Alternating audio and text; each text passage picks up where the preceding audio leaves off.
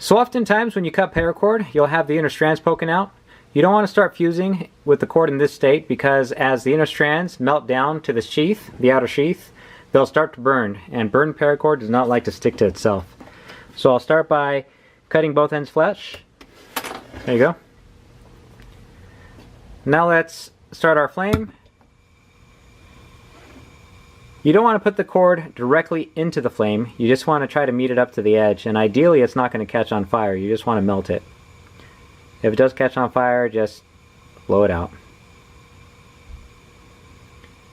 Now I'm going to heat both of these up at the same time until we get about a 1/16 of an inch bead. And while it's still hot, I'm going to push them together.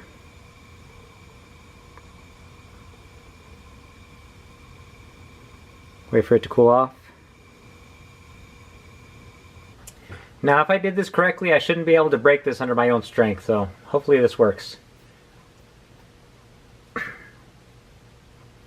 Looks pretty good.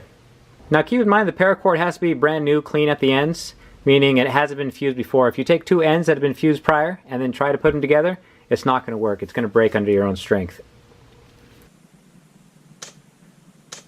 Now if you don't have a torch set up, you can just use a rubber band to depress the thumb switch on a lighter. And do everything the same way you would.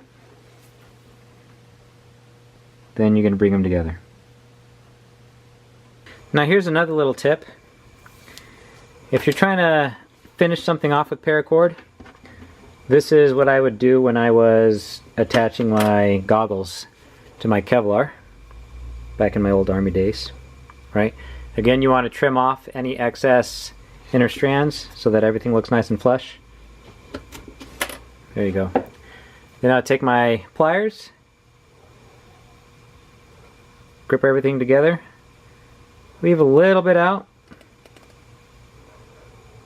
and then I would melt it while it's sitting inside the pliers. So here it is.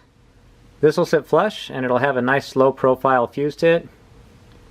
And it's still pretty strong. It's not as strong as the other ones, but this one you can break under your own strength. But that may be something you want to have as a feature if it's attached to your equipment and you want it to break off.